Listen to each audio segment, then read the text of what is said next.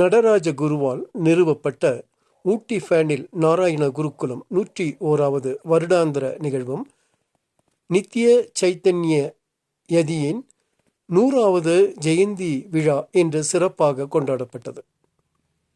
சுவாமி தியாகேஸ்வரன் தலைமையில் நடைபெற்ற கருத்தரங்கின் முன்னதாக சுவாமினி கீதா காயத்ரி ஓமம் கூட்டு பிரார்த்தனை நடத்தி வைத்தார். இந்நிகழ்வில் Swami Muktananda, Thirumathi Sasi Chandra, Thiru Mustafa Moulavi, doctor GS Samiran IAS, Nilgiri ஆவண காப்பக இயக்குனர் வேணுகோபால் தர்மலிங்கம் கலந்து கொண்டு சிறப்புரை ஆற்றினர். ஜெயக்குமார், சசிகலா அவர்களின் கர்நாடக இசை நிகழ்ச்சியும் ഭരതനാട്യ നികഴ്ചയും നடைபெற்றது. എന്തിനും നമുക്കൊരു കോൺസെപ്റ്റ് വരണ്ടേ, ഒരു സങ്കല്പം മനസ്സിൽ വരണ്ടേ? ആ സങ്കല്പങ്ങളെല്ലാം തന്നെ ഒരു നാമത്തിന്റെയോ രൂപത്തിന്റെയോ ഒരു വിശേഷതയുടെ പേരിൽ നമുക്ക് അറിയാൻ പറ്റുള്ളൂ. പക്ഷെ അതിനെല്ലാം ആധാരമായ നാമരൂപങ്ങൾക്ക് അതീതമായ സർവേശ്വരനെ അറിയാൻ ഇങ്ങനെ പറ്റുക. അതുകൊണ്ട് പല പ്രവാചകന്മാരിലൂടെയും പല മഹത്തുക്കളുടെയും പല അവതാരങ്ങളിലൂടെയും പല രൂപങ്ങളിലൂടെയും ഒക്കെ ഇത് കൊണ്ടുവരാൻ നമ്മളെ പോലത്തെ ഒരു മനുഷ്യനെ കൊണ്ട് ഒരു രൂപരൂപ കൊടുത്ത് ഇതിഹാസ പുരാണങ്ങളിലൂടെ ഇത്തരം ഒരു ചിന്താഗതി വളർത്തിയെടുക്കാനുള്ള അവസരം കൊടുത്ത്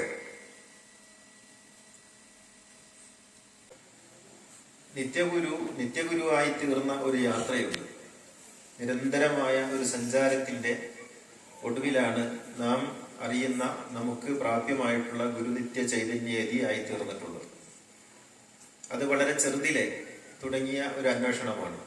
മനുഷ്യനെ കുറിച്ച് ഗാന്ധിജി പറഞ്ഞിട്ടുണ്ടല്ലോ, മനുഷ്യന് 3 ഭാവങ്ങളുണ്ടെന്ന്. ഒന്ന് സത്യാന്വേഷണത്തിന്റെ ഭാവമാണ്, മറ്റൊന്ന് മനുഷ്യനൊരു സാമ്പത്തിക ജീവിയാണ്, വേറൊന്ന് മനുഷ്യനിൽ കാമ മോഹങ്ങളൊക്കെ അടങ്ങിയ ഒരു ശരീരജീവി കൂടിയാണ്. ഇത് ഓരോന്നിനെയും ഖണ്ഡിച്ച് ഓരോന്നിനെയും മറികടന്ന് എത്തി ഉന്നതങ്ങളിലേക്ക് എത്തുക എന്നുള്ളതാണ് നാം സാധാരണ പറയാറുള്ളത്. പക്ഷേ പല മനുഷ്യരിലും ഈ 3 ഭാവങ്ങളും ഒരുമിച്ച് കാണാം. ഒരേ സമയത്ത് ആത്മാന്വേഷിയാണ്, ഒരേ സമയത്ത് അയാൾ സാമ്പത്തിക ജീവിയാണ്, അതേ സമയത്ത് കാമമോഹങ്ങളുടെയൊക്കെ ഒരു വഴിയുള്ള ശരീരപ്രധാനമായിട്ടുള്ള ഒരു മാനസികാവസ്ഥയുമുണ്ട്. ഇത് 3ഉം ഒരുമിച്ച് നിൽക്കുന്ന അവസ്ഥയാണ് ബഹുഭൂരിഭാഗം മനുഷ്യരിലുമുള്ളത്.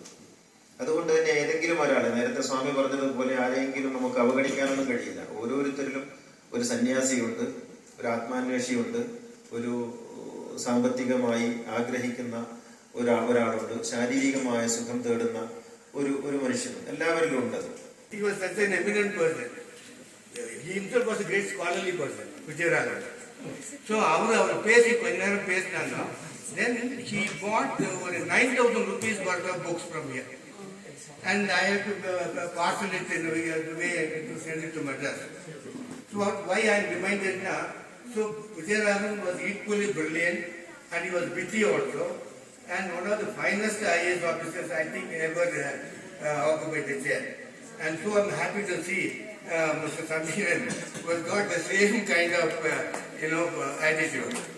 Now going back to why I'm an odd man out in this